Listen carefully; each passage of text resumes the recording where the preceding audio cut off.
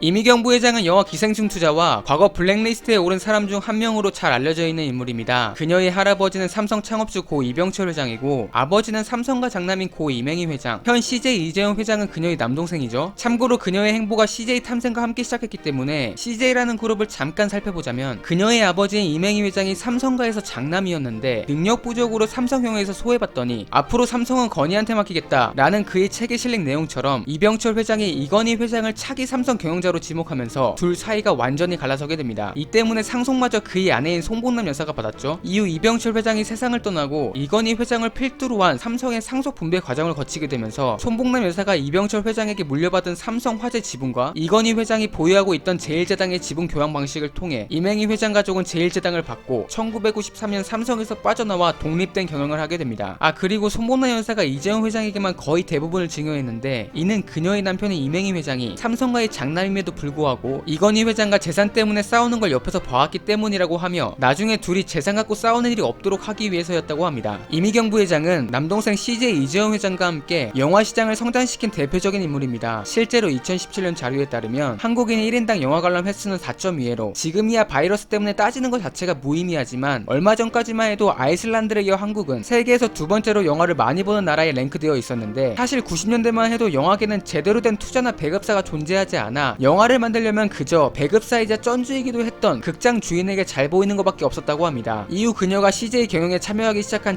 1995년 스티븐 스필버그가 공동 창업자로 있었던 영화 제작사 드림웍스에 투자하여 아시아 판권을 가져오게 되면서 배급 사업을 시작했고 심지어 IMF 때 경제 상황이 좋지 않았음에도 강변에 CGV를 만들어 영화관 사업을 시작하더니 친절한 금자씨, 광해, 설국열차, 국제시장, 베터랑, 히말라야 등 300편이 넘는 영화의 투자 배급까지 해오면서 영화계의 투자, 제작, 배급이라는 시스템을 만들게 됩니다. 물론 이로 인해 스크린 독과점으로 생긴 폐해도 많지만 말이죠. 참고로 영화 산업에는 영화를 실질적으로 기획하고 만드는 제작사, 영화를 극장에 걸고 홍보 해외 수출하는 배급사, 투자사는 뭐 물주죠. 이렇게 세 가지의 섹트가 나뉘며 보통 배급사가 투자도 하고 있기에 투자 배급사라는 형태를 띠고 있죠. 예를 들어 투자 배급사에는 영화를 시작할 때 그 맨 처음 나오는 공이 튀다가 박스에 들어가는 쇼박스나 꼬마들이 갈갈보를 하고 폭죽을 터뜨리는 CJ 같은 것들이 있습니다. 이미경 부회장은 변호인에 투자하여 좌편향적인 영화에만 투자한다는 이유로 블랙리스트에 이름이 올라 화제가 된 적이 있었는데 이는 좀 잘못 알려진 사실로 변호인의 메인 투자 배급사는 It's New, 광고로 익숙한 넥스트 엔터테인먼트 월드였으며 이마저도 CJ E&M이 직접 투자하지 않고 계열사인 창업투자에서 진행된 것이라고 합니다. 어찌됐건 CJ가 조금이라도 연관되어 있다 보니 CJ 엔터 사업을 총괄하고 있던 그녀는 건강 문제든 압박이든 둘 중 하나의 이유로 하와이로 떠나버리게 됩니다. 이후 이재용 회장의 횡령, 건강 문제로 정신을 못 차리고 있는 상황이었고 그녀의 삼촌이자 공동회장인 송경식 회장은 아부를 떨고 싶었는지 영화관에 박근혜 전 대통령이 밀고 있던 창조경제를 광고했고 국제시장, 인천 상륙작전 등 애국심을 자극하는 영화를 집중적으로 투자하는 모습을 보여줘 기업 입장에서는 정권의 눈치를 볼 수밖에 없는 게 현실이라고 말한 LG 구본무 회장의 발언처럼 CJ도 정권 눈치를 피해가지는 못하였습니다. 과거 CJ가 음식만 팔던 시절 이재용 회장이 그녀에게 했던 누나 이제는 문화야, 문화가 미래야 라는 유명한 말을 이제는 이해할 수도 있을 것 같습니다. 2019년 투자에 성공해 영화 부분 영업이익이 플러스된 것은 물론이고 조여정이 짜파구리를 만들어달라고 하면서 기생충과 함께 라면의 인기도 떡상하게 됐는데 일례로 한국계 미국인 망치는 500만 구독자를 보유하고 있을 만큼 스타 유튜버로 채널 페이지에 짜파구리 영상을 메인으로 걸어놔 200만이 넘는 조회수를 기록하기도 했으며 이외에도 다양한 곳에 소개가 되면서 실제 2020년 1분기 농심의 해외 법인 매출은 25% 증가하는 모습을 보여줘 비록 CJ그룹에서 CJ 엔터 사업이 담당하는 매출 비중이 적지만 만약 CJ 제일제당의 음식과 콜라보를 잘 이룬다면 그 효과가 어마무시하다는 것을 입증하여 개인적으로 그들이 그리는 큰 그림을 조금은 이해할 수도 있게 됐습니다. 봉준호 감독뿐만 아니라 BTS의 방시혁도 그녀의 영향을 많이 받았다고 합니다. 방시혁은 2012년 글램이라는 여자 아이돌 그룹을 데뷔시켰지만 대중성이 떨어지는 노래로 생각처럼 인기를 끌지 못하게 되자 새로운 아이돌 그룹을 데뷔시키기 위해 자금이 필요했고 이미경 부회장은 50억을 투자하기에 이릅니다. 이는 기본적으로 업계에서 그에 대한 인식이 긍정적이었던 것과 그가 능력도 갖추고 있었기에 결정하게 됐다고 밝혔으며 이를 토대로 방시혁은 2013년 BTS를 데뷔시키게 됩니다. 여담으로 CJ는 데뷔 무대와 해외 공연 등을 통해 BTS를 적극적으로 홍보시켜줬는데 그에 대해 BTS 멤버 RM은 과거 CJ가 진행했던 K콘 2014 LA 무대가 미국에서 좋은 반응을 얻는데 시초가 됐다며 세계에 BTS를 알릴 수 있는 기회를 마련해준 것에 대해 감사한 마음을 전달하기도 했었습니다. 연예인들에게 4월 8일은 매우 특별한 날이라고 합니다. 이날은 그녀의 생일로 연예인들을 불러 생일 파티하는 것으로 유명한데 그녀의 초대를 받는 연예인을 몇 명 살펴보자면 정우성, 고소영, 이병헌, 비, 서인영, 백지영, 빅뱅 등이 있었다고 합니다. 참고로 비는 아들같이 이뻐하는 걸로 유명하죠. 그리고 제시카 알바는 심지어 한국에 왔을 때 딸과의 롯데월드 약속까지 깨고 참석하는 모습을 보여주기도 했습니다. 여담으로 이미경 생일에 관한 재밌는 썰이 하나 돌아다니는데, 이는 장근석이 이민경 부회장의 초대를 거절한 것으로 이딴 식이면 광고나 방송 출연이 힘들어질 수도 있다 라는 협박성 전화를 받았음에도 불구하고 괜찮다, 난 상관없다 라며 엄청난 깡을 보여줬다고 하는데, 만약 이게 사실이라면 이건희 회장을 뺀찌놓은 나훈아를 이어 깡 따고 있는 연예인에 오른다고 합니다. 하지만 프로듀스 101의 MC가 장근석이었던 것으로 보아 협박은 사실이 아닐 가능성이 높아 보이는 것 같습니다. 끝까지 보시느라 고생 많으셨습니다. 마지막으로 그녀가 블룸버그 인터뷰에서 했던 얘기를 끝으로 인사드리겠습니다.